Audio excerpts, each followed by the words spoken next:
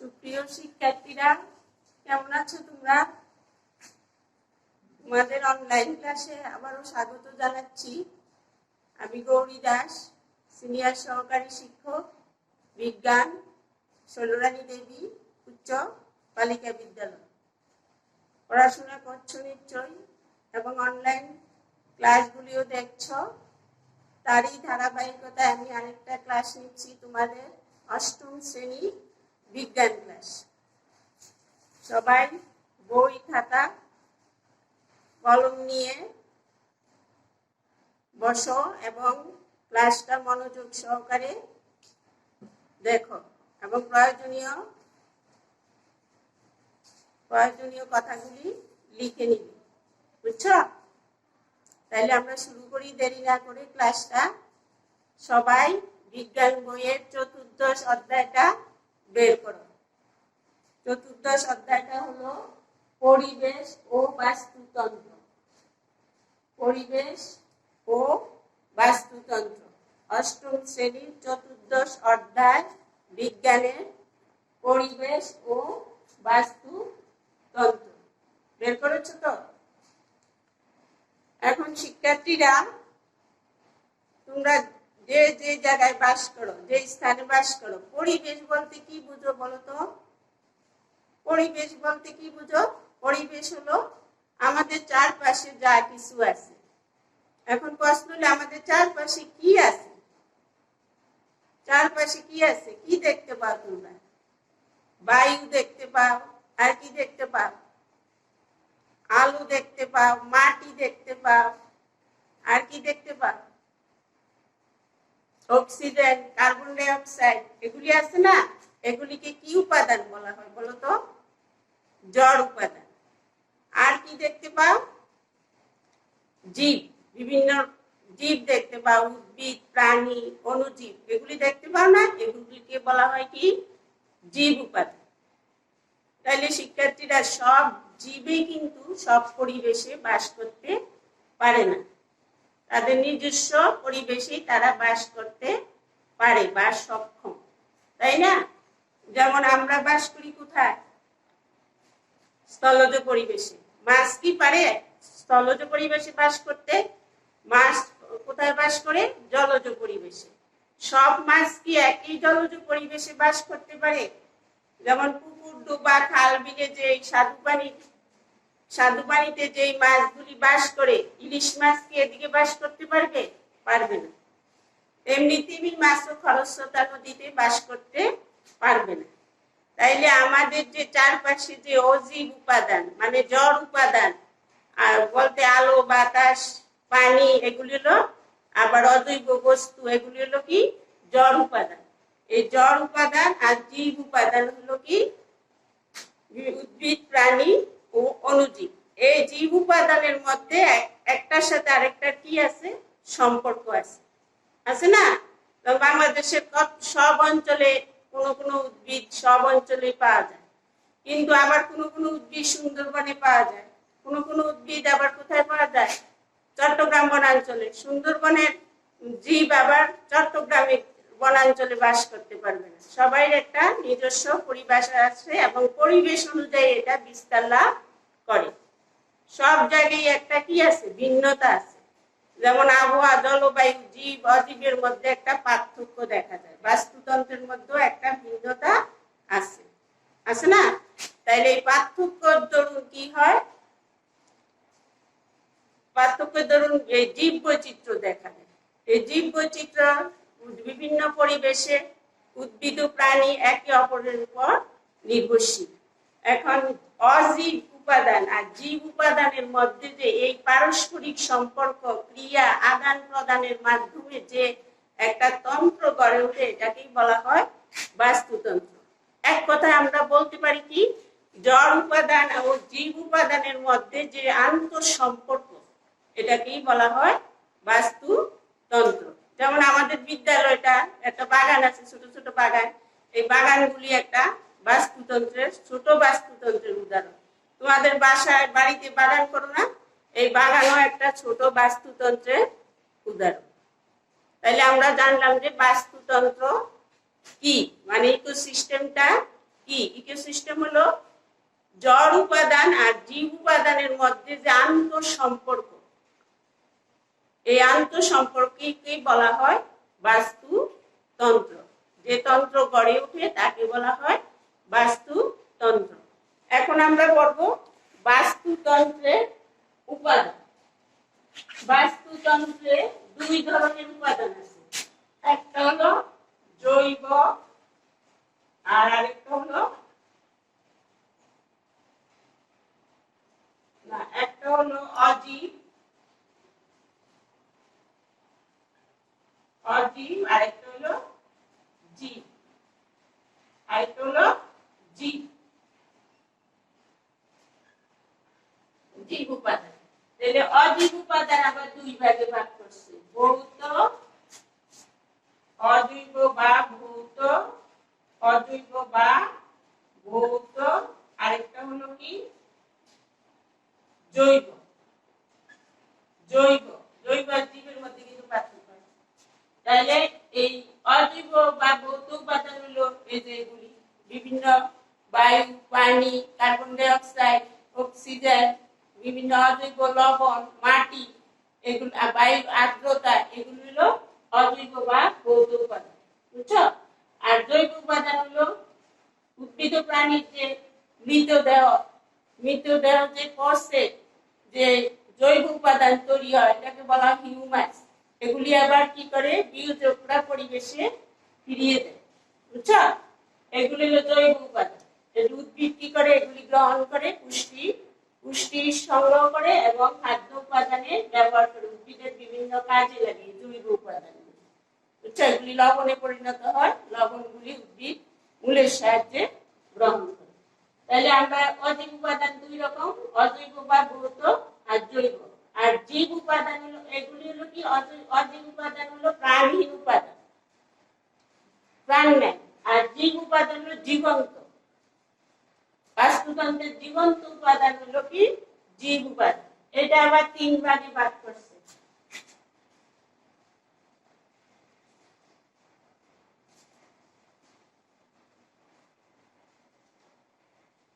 এক নম্বর হলো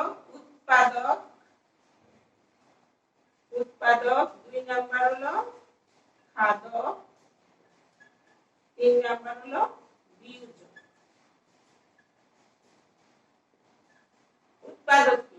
উৎপাদক হলো সবুজ উদ্ভিদ, সবুজ যারা ক্লোরোফিলের সাহায্যে সালোক সংশ্লেষণ প্রক্রিয়ায় কার্বোহাইড্রেট জাতীয় খাদ্য তৈরি করে, নিজের খাদ্য নিজেরা তৈরি করে। প্রাণী প্রত্যক্ষ বা পরোক্ষভাবে এই উৎপাদকের উপর নির্ভরশীল, কার্বোহাইড্রেটের উপর নির্ভরশীল, সবুজ উদ্ভিদের উপর নির্ভরশীল। সবুজ উদ্ভিদ কি করে আলোক শক্তি গ্রহণ করে কার্বন ডাই অক্সাইড, পানি এবং ক্লোরোফিলের সাহায্যে কার্বোহাইড্রেট তৈরি করে, নিজের খাদ্য নিজেরা তৈরি করে। এই খাদ্যের কি করে নিজেরা কিছু ব্যবহার করে, বাকি খাদ্য মূল, কাণ্ড, পাতা এগুলিতে জমা রাখে এবং প্রাণীরা এগুলি খায়। এটা উৎপাদন। আর খাদক হলো যে সকল প্রাণীরা উৎপাদক খায়, জৈব পদার্থ খায় উৎপাদক থেকে এবং বিভিন্ন প্রাণীদের খেয়ে বেঁচে থাকে, তাদের বলা হয় খাদক। খাদকের আবার তিনটা স্তর আছে। কি? প্রথম স্তরের খাদক, আর দ্বিতীয় স্তরের খাদক, আর আছে তৃতীয় স্তরের খাদক। প্রথম স্তরের খাদক তৃণভোজী প্রাণী, যেমন আমরা কি খাই, সবজি খাই না, শাক খাই, তাহলে আমরা প্রথম স্তরের খাদক। গরু, ছাগল, কীটপতঙ্গ, হরিণ, এগুলি হলো প্রথম স্তরের উৎপাদককে যারা খায়, যারা উৎপাদককে খায়। আর দ্বিতীয় স্তরের খাদক যারা শামুক, ঝিনুক, এই শামুক, ঝিনুক এগুলি হলো ব্যাং ও দ্বিতীয় স্তরের খাদক, যারা প্রথম স্তরের খাদককে খেয়ে বেঁচে থাকে। আর তৃতীয় স্তরের খাদক হলো যারা দ্বিতীয় স্তরকে খেয়ে বেঁচে থাকে, যেমন বক, সাপ, ঈগল, এগুলি হলো কি তৃতীয় স্তরের খাদক। তাহলে খাদক কয়টা স্তর? তিনটা। এটা খাদক কয়টা? তিনটা। প্রথম স্তর, দ্বিতীয় স্তর, তৃতীয় স্তর। এখন আসে বিয়োজক। বিয়োজক হলো ব্যাকটেরিয়া, ছত্রাক, এই অণুজীবগুলি কি করে মৃতদেহ পচায়, পচনশীল হিসাবে তাদের কি বলা হয়, পচনশীল। অর্থাৎ এই মৃতদেহগুলি পচাইয়া কি করে, তারা বিশ্লিষ্ট করে এবং নিজেদের খাদ্য হিসাবে গ্রহণ করে, বাকিটুকু অজৈব লবণ হিসাবে থাকে এবং অজৈব লবণগুলি আবার গাছ গ্রহণ করে পুষ্টি যোগায়। এই হলো বিয়োজকের কাজ। বিয়োজক ছাড়া কিন্তু কোনো বাস্তুতন্ত্র হবে না, পরিপূর্ণ হবে না। বিয়োজক হলো বিশ্লিষ্ট করে, এগুলি আবার পরিবেশে ফিরে যায়। মৃতদেহ, পচা মৃতদেহ যে লবণগুলি, এগুলি আবার পরিবেশে ফিরে যায়। তাহলে আমরা বললাম কি, বাস্তুতন্ত্রের উপাদান। বুঝতেছো তো? লিখতেছো তোমরা সবাই? এবার আসো বাস্তুতন্ত্রের প্রকারভেদ। প্রকারভেদ, তাহলে প্রকারভেদ এটা বললাম। প্রকারভেদ হলো বাস্তুতন্ত্রকে দুই ভাগে ভাগ করা যায়। একটা হলো জলজ আর একটা হলো স্থলজ। স্থলজ বাস্তু সংস্থান হলো বনভূমির বাস্তু সংস্থান। আমাদের বনভূমি কি আছে? আরেকটা কথা বলি, ওই যে খাদকের বলা বললাম যে আমরা যে মানুষ যে বিভিন্ন স্তরের খাদক খায়। মানুষ তৃতীয় স্তরের খাদক, আবার প্রথম স্তরের খাদক। মানুষ যখন ডাল ভাত খায় তখন হলো কি প্রথম স্তরের খাদক, আর মানুষ যখন মাছ মাংস খায় তখন দ্বিতীয় বা তৃতীয় স্তরের খাদক। মানুষ হলো সর্বভূক। বুঝতে পারছো? এবার হলো বললাম যে বনাঞ্চলের বাস্তু সংস্থান। বনাঞ্চলের পার্বত্য সিলেট বনাঞ্চলের একটা বাস্তু সংস্থান আছে। আরেকটা আছে আমাদের সুন্দরবনের বাস্তু সংস্থান। এটা কোথায় অবস্থিত? সমুদ্র উপকূলবর্তী সুন্দরবন, খুলনা জেলায় ভিতরে, কয়েক মাইল ভিতরে অবস্থিত বিস্তীর্ণ এলাকা নিয়ে সুন্দরবন। না, সুন্দরবন আমাদের প্রাকৃতিক দুর্যোগ থেকে রক্ষা করে। সুন্দরবন তাইলে কোথায় অবস্থিত? খুলনায়। তোমাদের বইয়ে সুন্দরবন সম্বন্ধে আলোচনা করেছে সংক্ষিপ্তভাবে বাস্তু সংস্থানটা। তাহলে সুন্দরবনে কি আছে? সুন্দরবন হলো খুলনা জেলা অবস্থিত, অবস্থিত এবং সমুদ্র উপকূলবর্তী বিখ্যাত ম্যানগ্রোভ বন। না, ম্যানগ্রোভ বন। এখন সুন্দরবনের সমুদ্র উপকূলবর্তী বলে সুন্দরবনের কি মাটিটা কি লবণাক্ত, পানিটা লবণাক্ত, কর্দমাক্ত। অর্থাৎ এদিকে ওই উদ্ভিদটাই বাস করে যারা ওই অভিযোজন ক্ষমতা বেশি, ওই পরিবেশে অভিযোজন ক্ষমতা বেশি। আর বিশেষ বৈশিষ্ট্য হলো মূলটা মাটির নিচে না থেকে মাটির উপরে কি হয়, খাড়াভাবে থাকে এবং মূলের মধ্যে কি থাকে, অসংখ্য ছিদ্র থাকে। এই মূলগুলিকে বলা হয় কি শ্বাসমূল বা ঠেসমূল। তাহলে অসংখ্য ছিদ্র থাকে, এই ছিদ্র দিয়ে বাতাস থেকে অক্সিজেন গ্রহণ করে। এটাই বিশেষ বৈশিষ্ট্য। আরেকটা বিশেষ বৈশিষ্ট্য হলো সুন্দরবনের যে গাছের ফলের মধ্যে ফল গাছে থাকা অবস্থায় বীজের অঙ্কুরোদ্গম ঘটে। এটাকে বলা হয় জরায়ুজ অঙ্কুরোদ্গম। তাইলে সুন্দরবনে কি কি উদ্ভিদ আছে? সুন্দরবনে আছে সুন্দরী, গড়ান, কেওয়া এবং গোলপাতা। তারা হল উৎপাদক। আর প্রথম স্তরের খাদ্যগুলো আছে পাখি, হরিণ, কীট পতঙ্গ। এগুলি হলো প্রথম স্তরের খাদ্য। আর দ্বিতীয় স্তরের খাদ্য আছে কি বন্য শুকর, বানর। এগুলি হলো দ্বিতীয় স্তরের খাদ্য, সারস। আবার তৃতীয় স্তরের খাদ্য আছে বাঘ আর শুকর। শুকর হইলো সর্বভূক, সব স্তরের খাদ্যই খায়, এই জন্য শুকরকে বলা হয় সর্বভূক। আর সুন্দরবনে আর কি আছে বিখ্যাত বলো তো? আমাদের জাতীয় প্রাণীর নাম কি? Royal Bengal tiger. না, এই রয়্যাল বেঙ্গল টাইগার আছে সুন্দরবনে। চিতাবাঘ, চিত্রল হরিণ, সাপ, বিভিন্ন ধরনের সাপ, পাখি, কীট পতঙ্গ, এগুলি সুন্দরবনের আছে। এই হলো সুন্দরবনের বাস্তু সংস্থান। তাহলে আর আছে কি জলজ বাস্তু সংস্থান। জলজ বাস্তু সংস্থানের একটা উৎকৃষ্ট উদাহরণ হলো পুকুর। জলজ বাস্তু সংস্থান আবার তিন প্রকার। কি কি? সমুদ্রের বাস্তু সংস্থান, আরেকটা আছে কি সমুদ্রের বাস্তু সংস্থান, নদীর বাস্তু সংস্থান, আর এটা হলো পুকুরে। তোমাদের বইয়ে একটা পুকুরের বাস্তু সংস্থানের উদাহরণ দেওয়া আছে। প্রকৃষ্ট উদাহরণ হলো পুকুরের বাস্তু সংস্থান। যেমন আমাদের বিদ্যালয়ের সামনে একটা মনোমুগ্ধকর দিঘি আছে, এটার নাম কি? নানুয়ার দিঘি। এই নানুয়ার দিঘিটার মধ্যে কি আছে? এটাও একটা পুকুর দিঘির বাস্তু সংস্থা বা একটা জলজ বাস্তু সংস্থানের প্রকৃষ্ট উদাহরণ। দেখো আমি এঁকেছি, তোমরা আরো ভালো করে আঁকতে পারবে। একটা পুকুরে কি আছে? পুকুরে জল উপাদান আছে, বুঝছো? জল উপাদান মধ্যে অজৈব জৈব উপাদান আছে, দ্রবীভূত অক্সিজেন আছে, কার্বন ডাই অক্সাইড আছে, অজৈব লবণ আছে, এগুলি হলো জল উপাদান। আর জীব উপাদানের মধ্যে আছে উৎপাদক। এই উৎপাদক এটাকে বলা হয় প্ল্যাঙ্কটন, উদ্ভিদ প্ল্যাঙ্কটন, ফাইটোপ্ল্যাঙ্কটন। প্ল্যাঙ্কটন প্ল্যাঙ্কটন কি? প্ল্যাঙ্কটন হলো কি? প্ল্যাঙ্কটন হলো আণুবীক্ষণিক উদ্ভিদ ও প্রাণীকে বলা হয় প্ল্যাঙ্কটন। তাহলে ফাইটোপ্ল্যাঙ্কটন হলো উৎপাদক। ফাইটো মানে কি? উদ্ভিদ। এই যে আণুবীক্ষণিক উদ্ভিদগুলিকে বলা হয় ফাইটোপ্ল্যাঙ্কটন, এগুলি হলো উৎপাদক। আবার আছে ভাসমান কচুরিপানা, আর শাপলা, এগুলিও উৎপাদক, সবুজ উদ্ভিদ। আর প্রথম স্তরের খাদ্য হলো শামুক, কীট পতঙ্গ, শামুক, ঝিনুক, যারা উৎপাদককে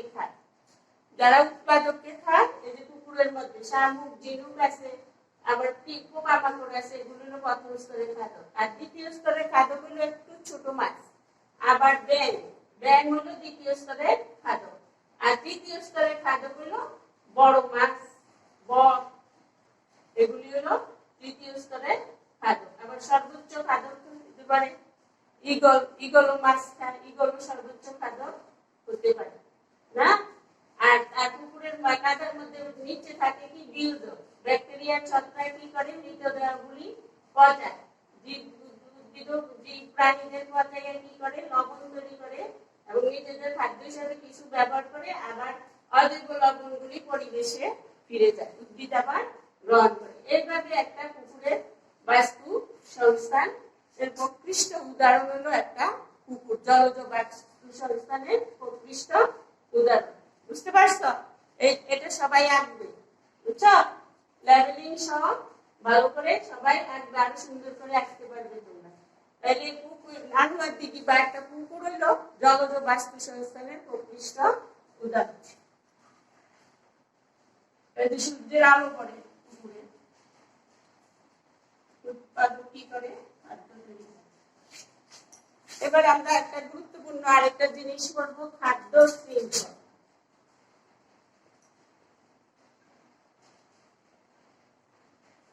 খাদ্য শৃঙ্খল বাস্তুতন্ত্রের কোন জীবেই একে অপরের উপর, সব জীবই একে অপরের উপর নির্ভরশীল। বুঝতে পারছো? একা কেউ বাঁচতে পারে না। এই যেমন এটা দেখো,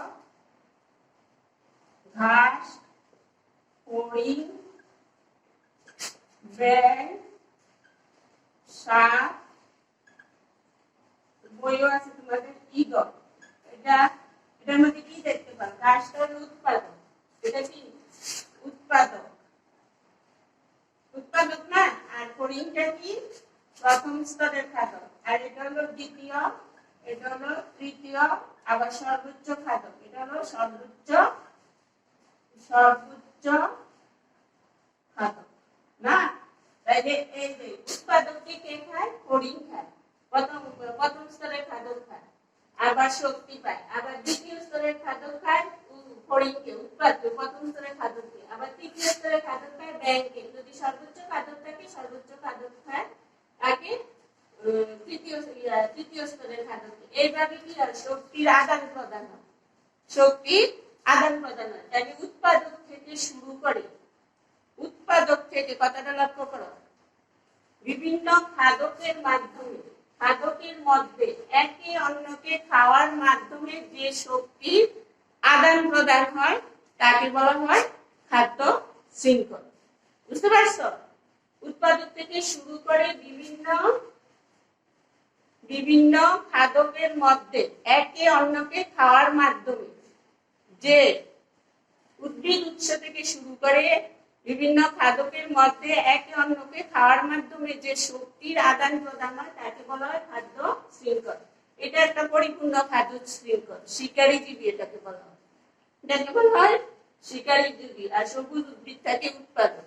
আরো প্রকৃতিতে খাদ্য শৃঙ্খল আছে, যেমন মানুষ, এগুলি বইয়ে নাই তো জেনে নাও। মশা, ডেঙ্গু ভাইরাস, এটা হলো পরজীবী খাদ্য শৃঙ্খল। পোষক হিসাবে থাকে একটা বড়, এই যেমন মানুষ, মশা খাদ্য হিসাবে মানুষের কি খায়? রক্ত খায় না? এইভাবে এটাকে বলা হয় পরজীবী। মশা হলো পরজীবী খাদ্য শৃঙ্খল। আরেকটা আছে মৃতদেহ, ছত্রাক, কেঁচো। এটা হলো কি? এটা হলো মৃতজীবী খাদ্য শৃঙ্খল। কিন্তু এগুলি অসম্পূর্ণ, যেহেতু এগুলির মধ্যে কোনো উৎপাদক নেই। এটা পরিবেশের মিথস্ক্রিয়ার জন্য এই খাদ্য শৃঙ্খলগুলি হয়। এটা হলো পরিপূর্ণ খাদ্য শৃঙ্খল। উপরের ক্লাসে গেলে আরো জানতে পারবে। এবার হলো খাদ্যজাত।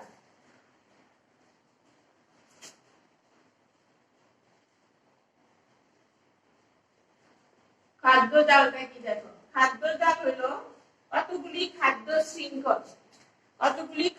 শৃঙ্খল একত্রিত হয়ে খাদ্যজাল সৃষ্টি করে। যেমন বাস্তুতন্ত্রের খাদ্য শিকলে একই খাদক কি করে? বিভিন্ন স্তরে বাস করে। একই খাদক বিভিন্ন স্তরে বাস করে, এক স্থান পেতে পারে। বাস করে মানে স্থান পেতে পারে। এবারে বেশ কয়েকটি খাদ্য শিকল একত্রিত হয়ে কি হয়? খাদ্যজাল গঠন করে। খাদ্য শিকলের এই ধরনের যে সংযুক্তি, বুঝছো? কতগুলি খাদ্য শিকল যখন একত্রিত হয়ে খাদ্যজাল সৃষ্টি করে, এই ধরনের সংযুক্তিটাকে বলা হয় খাদ্যজাল। উদাহরণ তোমাদের বইয়ে একটা উদাহরণ আছে, এদিকে কয়েকটা খাদ্যজাল তোমরা নিজেরা এটা চেষ্টা করবে। খাদ্য শিকলগুলি কয়েকটা খাদ্য শিকল মিলে একটা খাদ্যজাল তৈরি হয়েছে। এইটা নিজেরা চেষ্টা করে বের করবে এটাতে কয়টা খাদ্য শিকল আছে। আমি একটা উদাহরণ দিই, যেমন শৈবাল,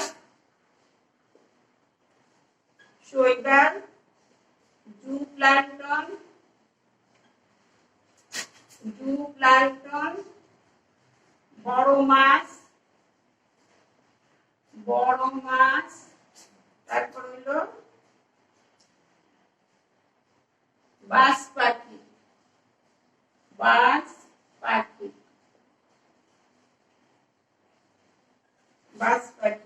তারপর হলো ছোট মাছ,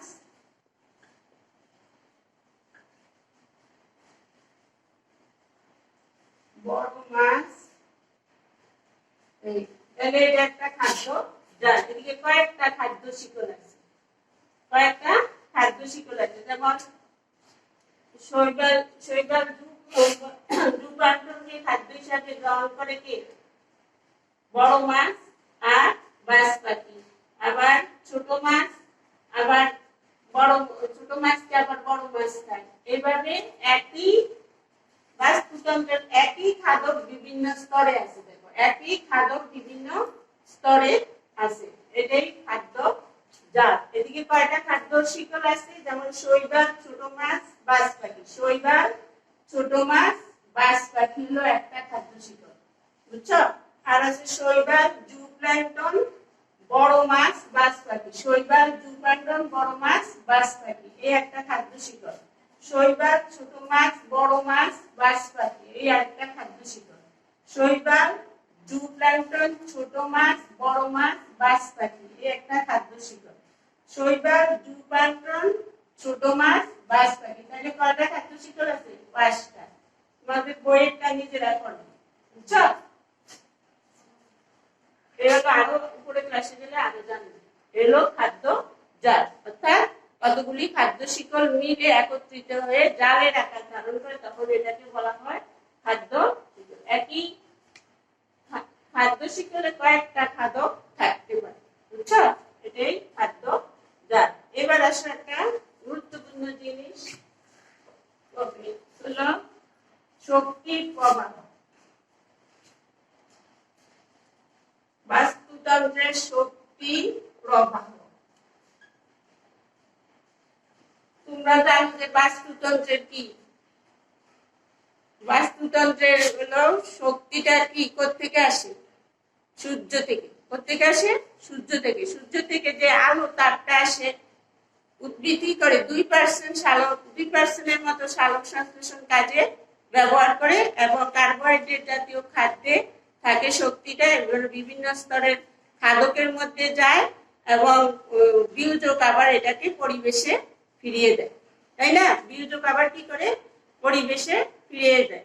আবার তৃণভোজী প্রাণীরা যখন উৎপাদককে খায়, ফুল, কাণ্ড, পাতা, ফুল এগুলি যখন খায়, তখন কি হয়? এগুলির মধ্যে তারা শক্তি পায় উৎপাদক থেকে।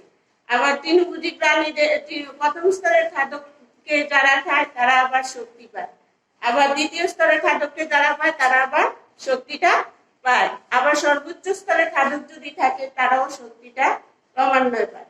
যখন মৃত দেহ হয়ে যায় তখন এই শক্তির প্রভাবটা বন্ধ হয়ে যায়, তখন কি করে? বিয়োজক এদের উপর ক্রিয়া করে, কি করে? এদের উপর ক্রিয়া করে এটা আবার পরিবেশে ফিরিয়ে দেয়, নিজেদের খাদ্য হিসাবে গ্রহণ করে। কিন্তু যখন শক্তিটা পায়, শক্তির কিছু অংশ, যেমন প্রথম স্তরে তৃণভোজী প্রাণীরা উৎপাদক থেকে কি পেল? শক্তি পেল, কিন্তু কিছু অংশ কি হয়ে যায়? বিনষ্ট হয়ে যায় তাপ হিসাবে। আবার তৃণভোজী প্রাণীদের কে খেলো? দ্বিতীয় স্তরের খাদ্যের পুষ্টি লাভ করলো, তাদের কাছে কিছু শক্তি, পুষ্টিটা কমে যায়, তাপ হিসাবে এটা বাস্তুতন্ত্রে বের হয়ে যায়। এভাবে ক্রমান্বয়ে শক্তির অপচয় হয়। বিয়োজকরা আবার পুষ্টি ভান্ডারে এগুলি জমা করে, এবং গাছ আবার এগুলিকে কাজে লাগায়। এটা হলো একমুখী এবং চক্রাকারে আবর্তিত হয়। বুঝতে পারছো? তোমাদের বইয়ে আছে, দেখো, শক্তি, উৎপাদক, সৌর শক্তি, সৌর শক্তি, উৎপাদক, তৃণভোজী, তৃণ আর মাংসাশী, না মাংসাশী। তারপর বিয়োজক, এটা হলো বিয়োজক, এটা হলো একমুখী এবং চক্রাকার। তৃণভোজী, এটা হলো বিয়োজক।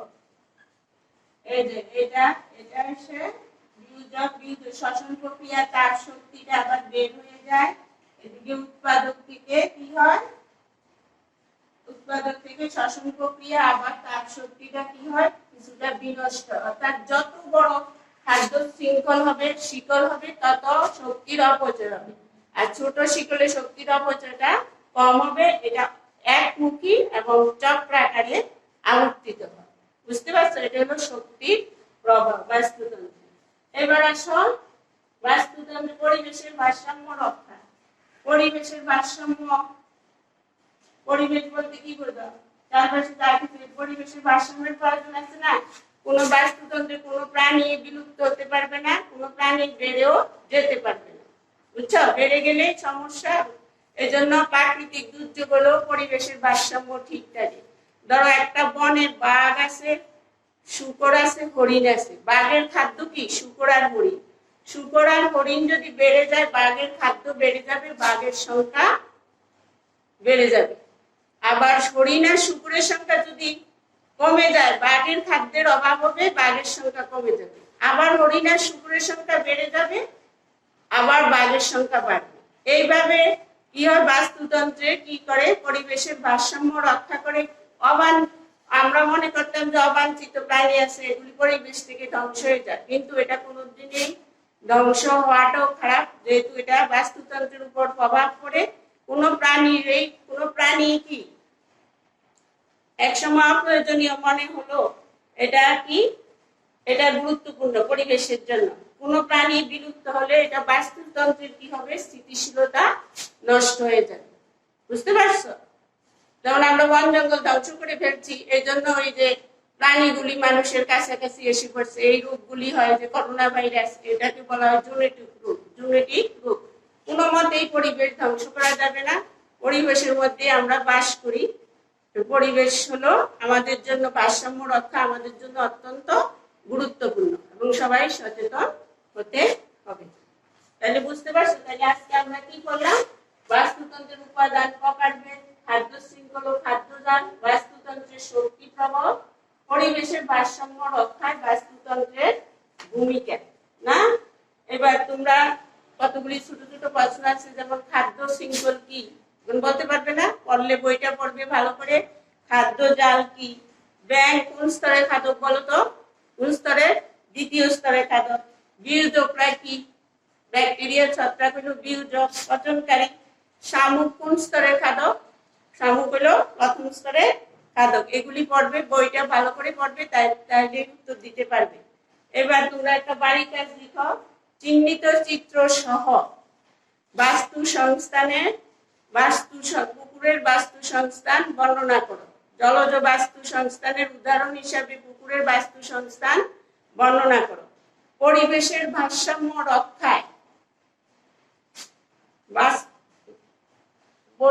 ভারসাম্য রক্ষায় বাস্তুতন্ত্রের ভূমিকা আলোচনা করো। শিক্ষার্থীরা, তাহলে কাজটা আজকেই শেষ করি। পরবর্তীতে আরেকটা অধ্যায় পড়াবো। তোমরা মনোযোগ দিয়ে পড়ালেখা করবে, অনলাইন ক্লাসগুলি দেখবে, আবারও বলছি। এবং সবাই ভালো থাকবে। কোনো কারণে যদি বাইরে যাওয়া লাগে সবাই মাস্ক পরে যাবে। সবাই সুস্থ থাকবে, সাবধানে থাকবে। সবাইকে আমার অসংখ্য ধন্যবাদ। ভালো থাকো সবাই।